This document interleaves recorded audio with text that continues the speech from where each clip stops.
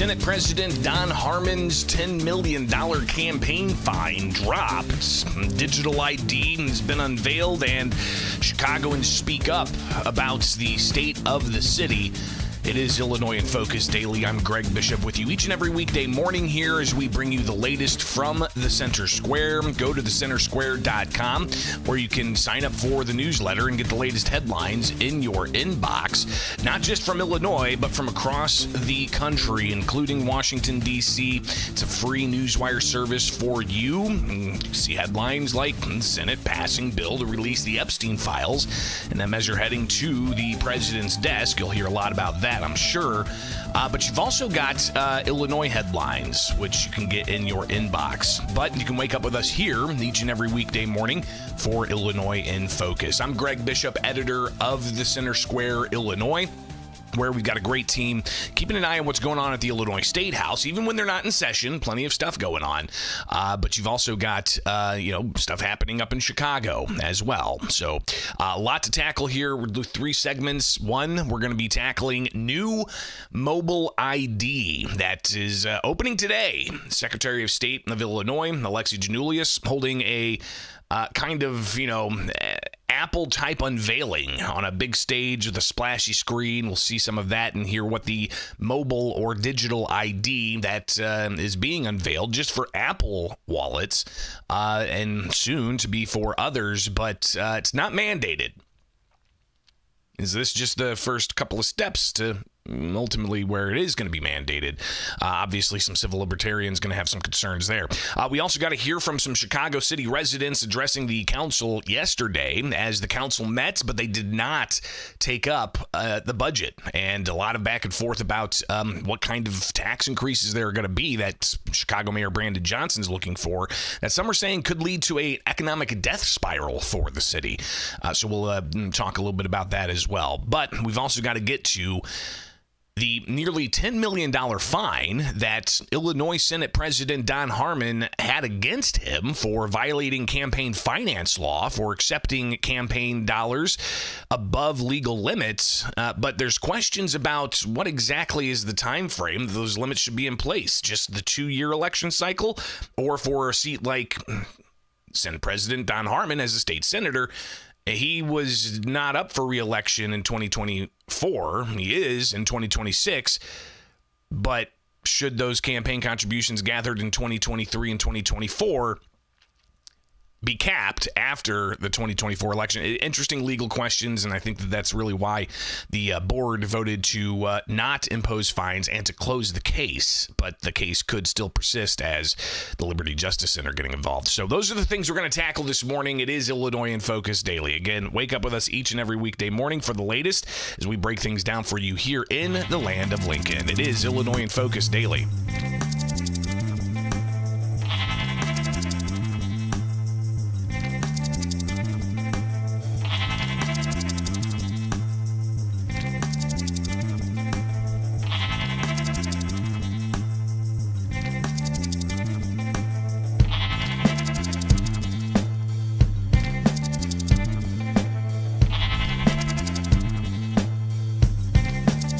Illinois State Board of Elections dropping a campaign finance fine against Illinois Senate President Don Harmon. That's one of the headlines you'll find at the Center Square, Illinois. Go to thecentersquare.com, get the newsletter in your inbox, and you'll be able to read that story and so many more. It is Illinois in Focus Daily. I'm Greg Bishop with you each and every weekday morning as we break things down happening here in the land of Lincoln. Be sure to like, subscribe, and hit that notification bell here on YouTube to get notified when new stuff is posted, including the live show. You can join the live chat, always an active bunch. But let's get into the story about Senate President Don Harmon, who essentially is now dodged a $10 million fine. And this is stemming from campaign contributions that he accepted as part of his election efforts. Yesterday, the Illinois State Board of Elections met, and it was a long hearing. They had several different things they had to tackle, everything from all of the objections that have been filed against candidates to get on the March primary ballot. All of those different cases given to different hearing officers are going to go and have debates about evidence of, this page of signatures is not valid, this page is not. So that's the process that's going to take some time here, and we'll see some updates as to who's officially going to be on the ballot and who's not. I believe later this month, they're actually going to be doing the lotteries for, top ballot placement and whatnot, but they got to get through all of the objections. So they assigned those cases, had people appear, and those cases are going to move on when it comes to the objections. So we don't have the ballot solidified yet after yesterday. There were just dozens and dozens and dozens of cases of people having their petitions objected to, including Republican candidates for governor and candidates for U.S. Senate and beyond.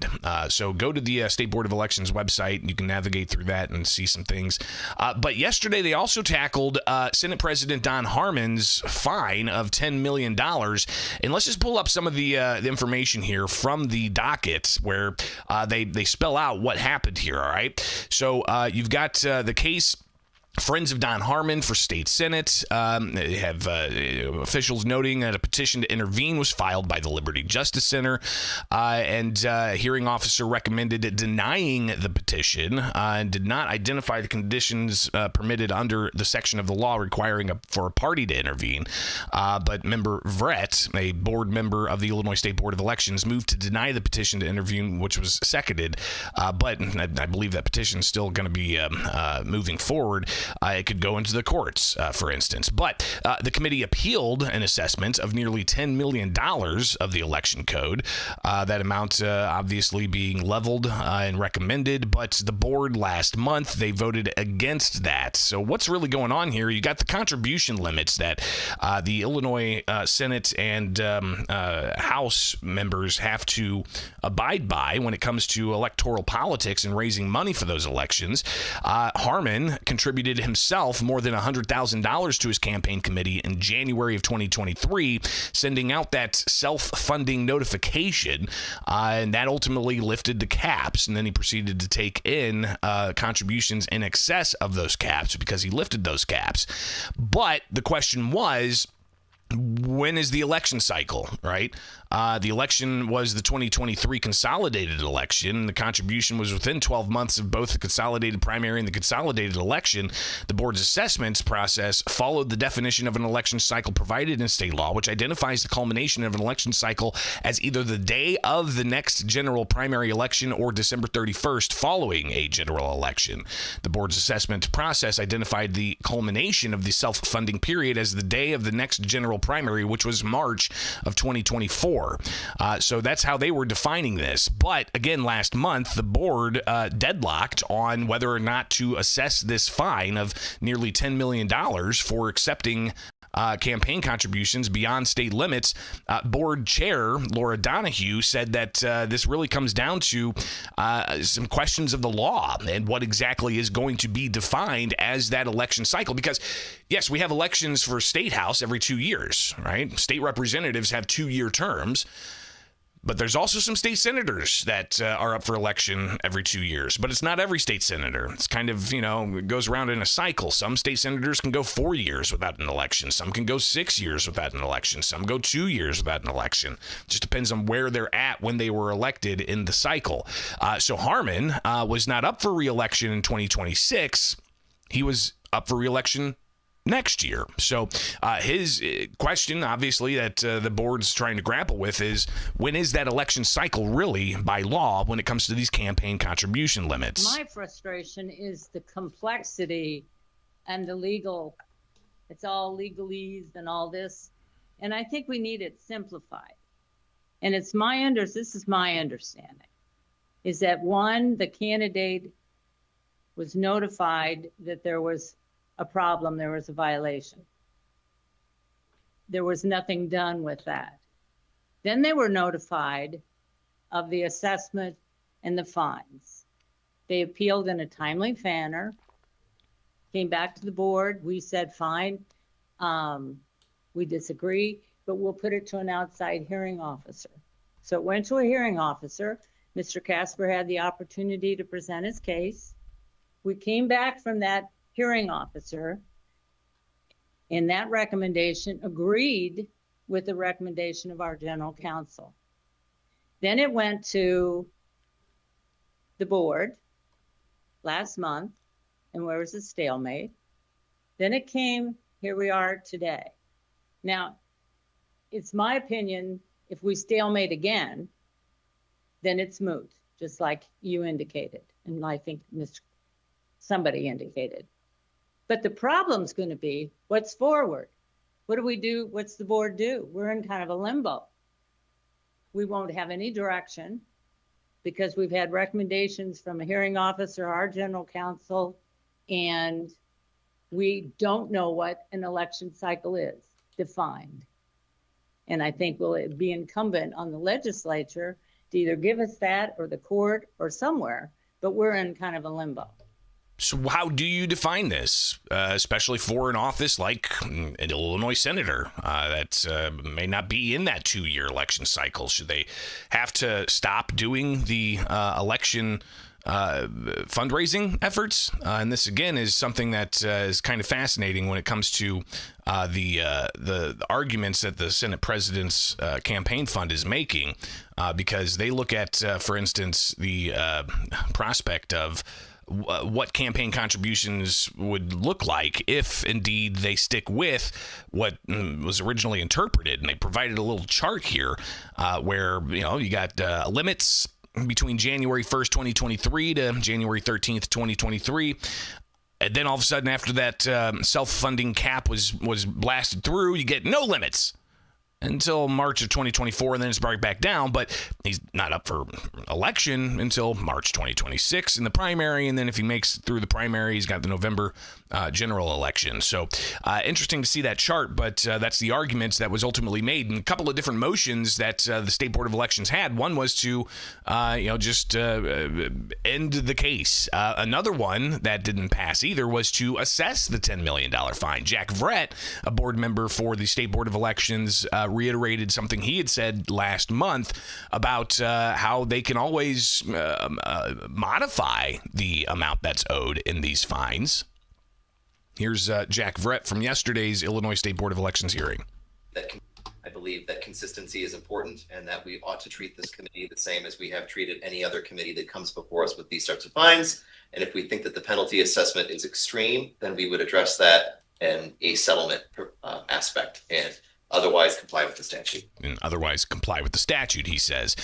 But as they deadlocked again on this appeal and they did not approve assessing the fine, and they even went further to strike it from the case files, the general counsel said, all right, that's it for this case. And it will reflect that the vote on our first motion failed, that the vote on our second motion failed, both 4-4, and no assessments are due and owing in this case.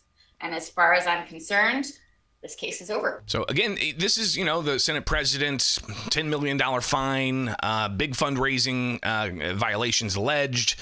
And now it's not going to go anywhere. But the Liberty Justice Center, filing to intervene in this case, they put out a statement from Jeffrey Schwab saying that Senator Harman accepted campaign contributions in excess of the statutory limits for the 2024 general election cycle, a cycle in which he was not even on the ballot. The Liberty Justice Center brought this complaint on behalf of our client, Joe Bullock, to hold Senator Harman accountable under Illinois campaign finance laws. If Illinoisans are to have confidence that these laws will achieve their intended goal of preventing corruption, they must be enforced correctly and consistently. So that's, again, statements from the Liberty Justice Center to what's going on with Senator Harman's fines and the $10 million. Now the State Board of Elections doesn't want, but they want money from other people.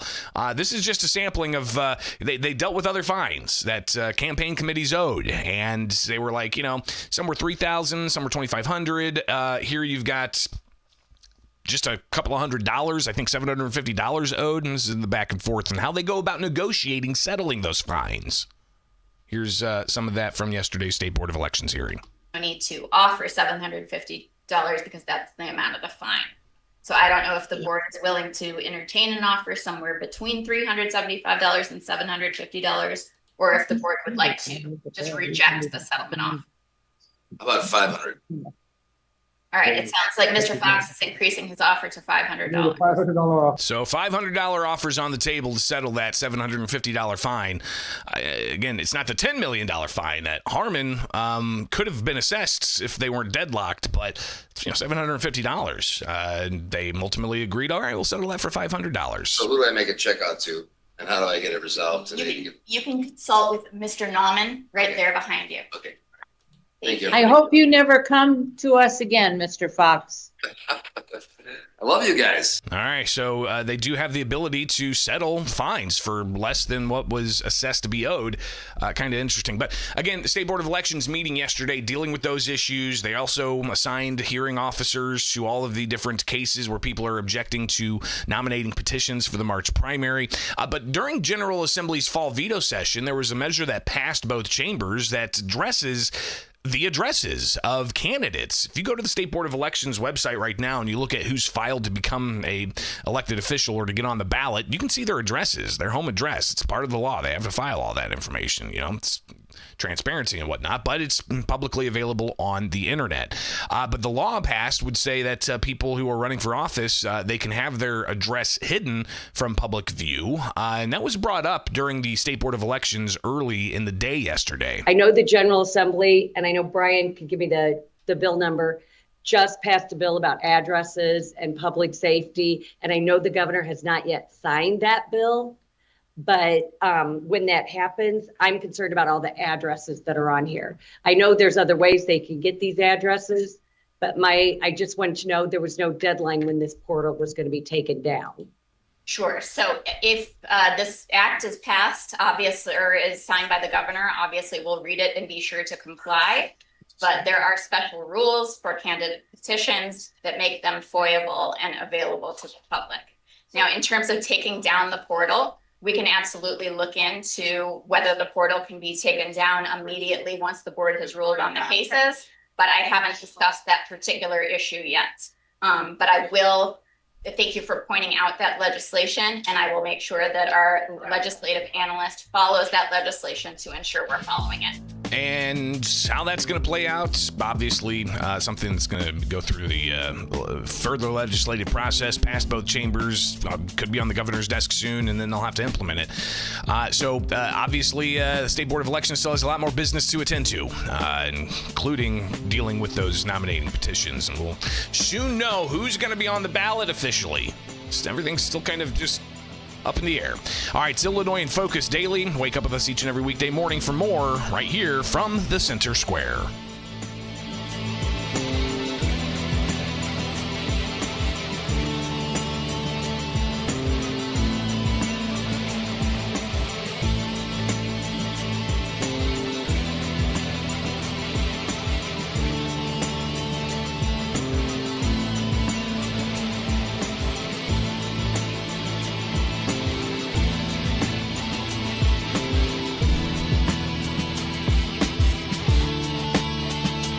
Chicago Mayor Brandon Johnson's tax proposals drawing concern over the legality, but also bringing about an economic death spiral. It is Illinois in Focus Daily. I'm Greg Bishop, and why are we focusing in on Chicago? Well, it's the state's largest city.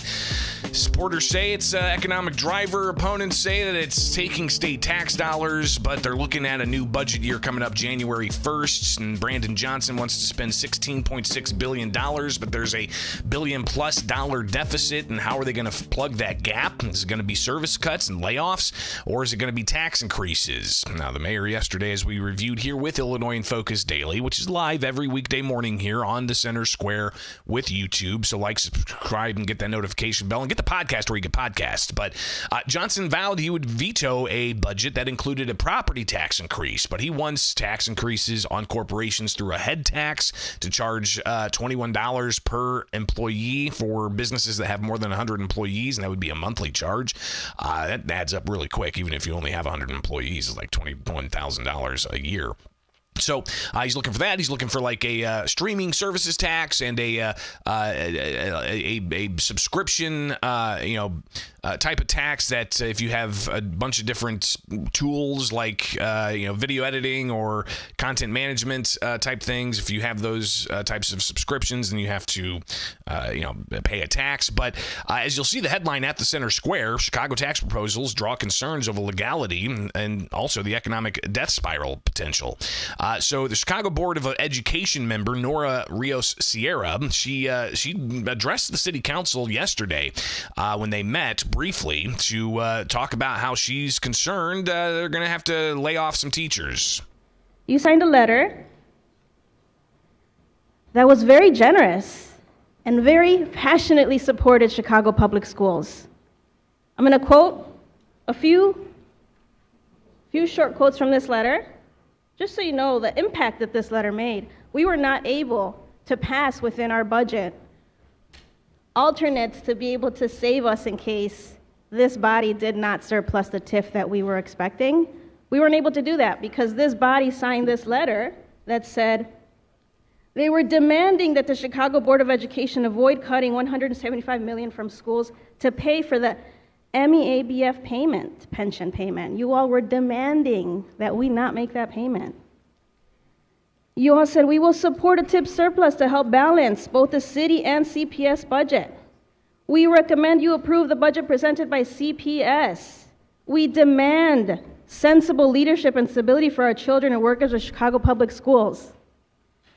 You all demanded that we pass a budget that heavily relied on a historic TIF surplus. You all made some big promises to our Chicago Public Schools. If we do not get that TIF surplus, we're going to be sending a lot of pink slips for Christmas. And we're going to put it right back on you. So clearly, she's saying that if they don't give tax increment finance fund surpluses to Chicago public schools, they're going to have to lay a bunch of Chicago public school teachers off.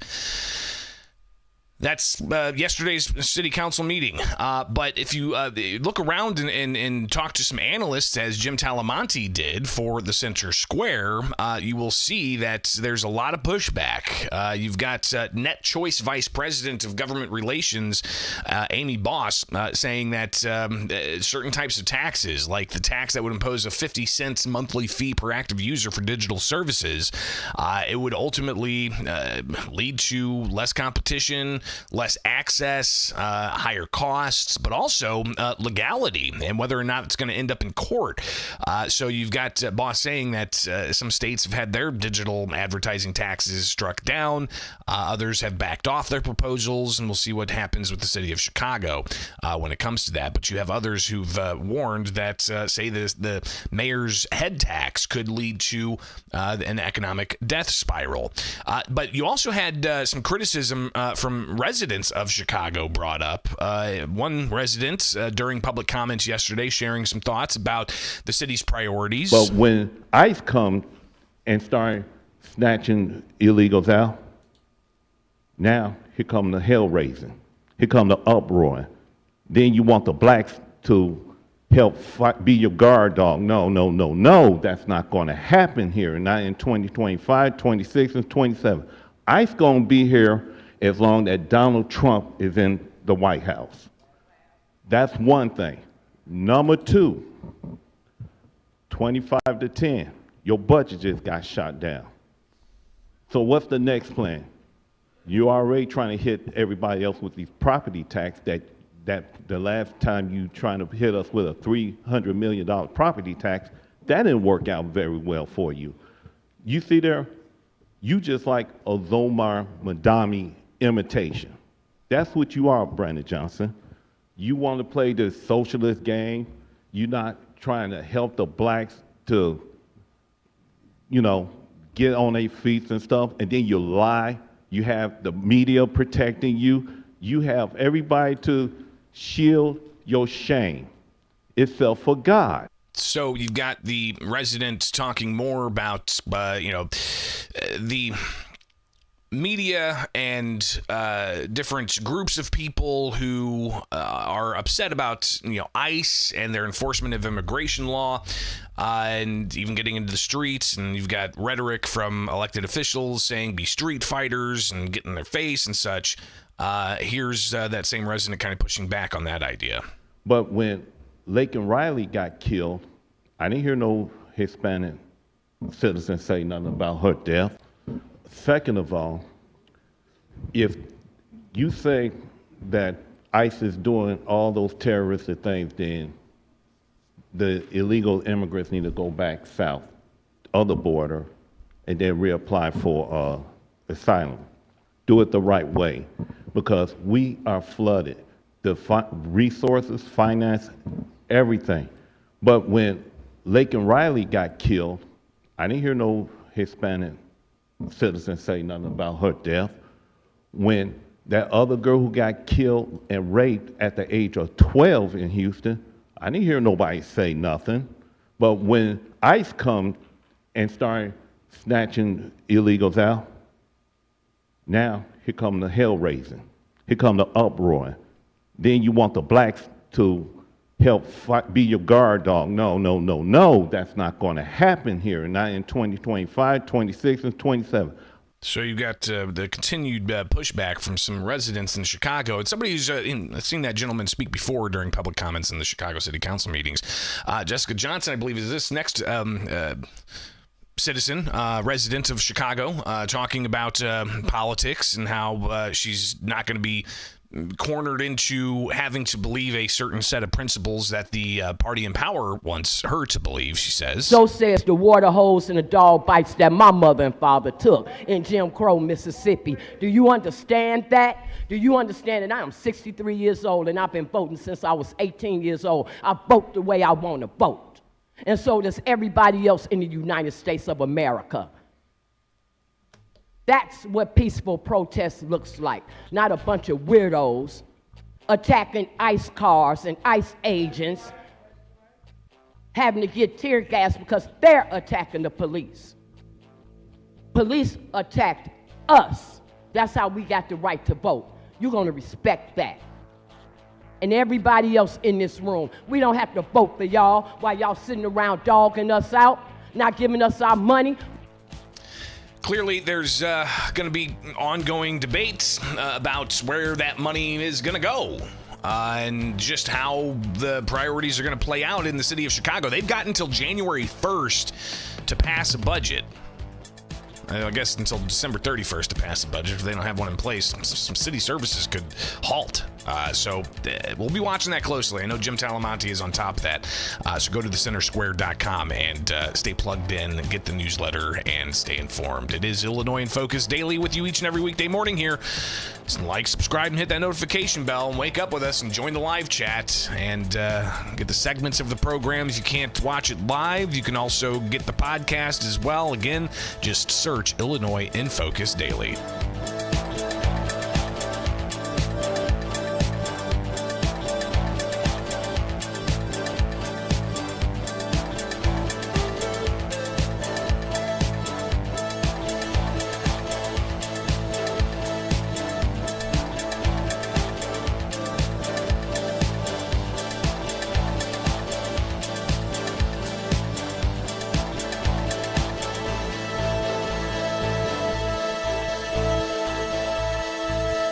Illinois launching a digital ID. It's Illinois in Focus Daily. I'm Greg Bishop with you each and every weekday morning. You can get the newsletter in your inbox at thecentersquare.com. Big announcement from Illinois Secretary of State Alexi Janulius yesterday as he launches a new ID that's going to be on a mobile platform. In particular, he's launching the new ID on Apple devices. Here's a little bit of a video that he set up for demonstration yesterday. And not sure about the copyright on that video, but we'll just share this with you here. All right, let's pull this back up, at least on the audio for the video. Here you go. Splashy, it's a big stage, driver's license, Illinois. Or state ID, Now it can go on your Apple iPhone. Your ID, now on iPhone. It's easy. The video says it's private. It's secure. Your ID, now on iPhone. This is a new era. Starts today. Alexis Giannoulias getting up there saying he kind of felt like Steve Jobs, but here he is talking about what exactly this is all about. For anyone who's ever left the house without their wallet, fumbled for their ID at airport security, or wished government services were just a little more modern, today changes everything. Starting tomorrow, for the first time ever, Illinoisans will be able to add their driver's license or state ID directly to their Apple Wallet. And this is just the beginning, the first step in bringing mobile IDs to the state of Illinois. That means that your ID now lives securely in the same place that you already tap to pay for groceries, present a boarding pass for a flight, or enter a concert, all protected by the same cutting-edge privacy and encryption technology that you trust every day on the devices that you already love. This is government innovation at its best, modern, secure, and designed for you. Now, a lot of questions about this. First off, this is right now. It's available. This morning, you can wake up and do this. It's got to go through a little bit of a process, but you can put it on your Apple iPhone. So you can have your digital ID on your Apple iPhone. It's going to be available for Android and other platforms down the road. This is not mandatory, so it's just an option. And the Secretary of State talking a little bit more about this. To get started, open Apple Wallet, tap the plus button, select driver's license or state ID, and follow the quick steps. Scan your card, take a selfie, and you're done. From there, your Illinois driver's license or state ID will be added securely on your device. And he says you then can go use it at all kinds of places. You'll be able to use your mobile ID at O'Hare, Midway, and Lambert airports, and at over 250 airports nationwide, again starting tomorrow. We're also working with stadiums, restaurants, and retailers across the state to expand the number of businesses and venues accepting mobile ID in the coming months. This will soon go beyond Apple Wallet to include Google and Samsung wallets so that every Illinoisan with a smartphone can benefit from. Now, when you are looking at this and thinking, well, how's this going to be implemented? Well, first off, it's not mandatory. It's an option at this point. Now, who knows, 10, 15, 20 years down the road, it might be mandatory. I don't know. But this is the opening salvo for the state of Illinois. And other states have done this and offered up a mobile ID. And people even in the live chat this morning, which you can join us live each and every weekday morning for Illinois in Focus Daily, they're sounding off about things that were raised in the state legislature when this was brought up in spring session about what about people getting pulled over by police and they have their mobile ID? Are they supposed to just hand their phone over without a warrant to police to check that ID? And there were some provisions put in the law saying that, you know, during pullovers, police can't do that type of thing. They can only just look at the ID and that's it. Regardless, it still opens the door for possible abuses, and civil libertarians will have those concerns. Civil libertarians will also have the concern of, if this is ever mandated, those who are on the fringes of society, who are still human beings, who still are, you know, taxpayers and residents and citizens with constitutional rights, those on the fringes of society who don't take part in technology, be it somebody who's of lesser means, living paycheck to paycheck, doesn't have a cell phone, doesn't have a smartphone, doesn't have a tablet, they have a physical ID, but they don't have all the technology, or the Amish or Mennonites or whoever. You know, those on the fringes of society still have rights. So civil libertarians will say that, yeah, you can't force that onto people, but we're not there yet. However, some others may see how it's implemented as questionable, right? I mean, the Secretary of State said you can use this at the TSA and airports and concerts and such. The Liquor Control Commission chair talked about how they're working with alcohol providers to crack down on fake IDs. Every year, underage individuals attempt to purchase alcohol using sophisticated fake IDs. Mobile IDs offer a major step forward in addressing this challenge. By empowering bartenders, servers, door personnel, and security staff with a more reliable form of identification, mobile IDs help close gaps that minors have historically exploited with fake IDs. The advanced security features built into the mobile IDs make them significantly harder to counterfeit, which is essential to our mission of limiting youth access to alcohol. Therefore, when businesses use mobile IDs verification tools, they can quickly and confidently confirm an individual's age, helping prevent illegal alcohol sales at the point of service. Yeah, I can already think of some questions some of you may be asking about, this isn't mandated now by the government, but there could be what's considered like a soft mandate, where the government says, well, here's this thing, it's not mandated, but practically every private business is mandating it, right? If you go to, a bar, I can't use your I can't use your physical ID because it could be fake. So you have to show me a digital ID because I can use like a chip to be able to read it. That's kind of that soft mandate, right? It's kind of like with the COVID vaccine.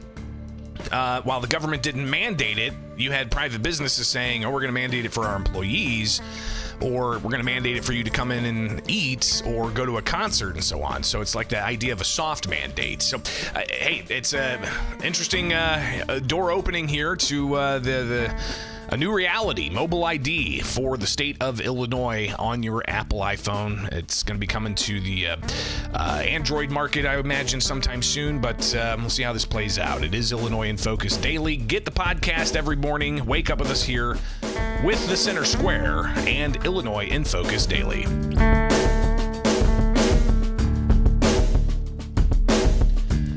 That's all I got for you on this Wednesday. We got a lot going on today. Former Governor Pat Quinn's pushing for a millionaire surcharge. He's going to be at the state capitol, and we're also going to be talking with a couple of candidates for different offices. So be coming back for that. And tomorrow we'll have to delve into some of what JCAR discussed concerning SNAP benefits, the Supplemental Nutrition Assistance Program, and just how they're going to go about bringing down the error rate and how it could possibly cost Illinois and taxpayers hundreds of millions of dollars if that's not corrected. So just some of what we're going to be doing. And by the way, I checked again the docket for the 7th Circuit Court of Appeals in the case against Illinois' gun ban. Still waiting. It's been over a year since the 7th Circuit Court of Appeals has had the case, and we're approaching 2 months of them having heard it. When are we going to get a finality on that? Not too sure, but we'll keep you posted here with Illinois in Focus and the Center Square.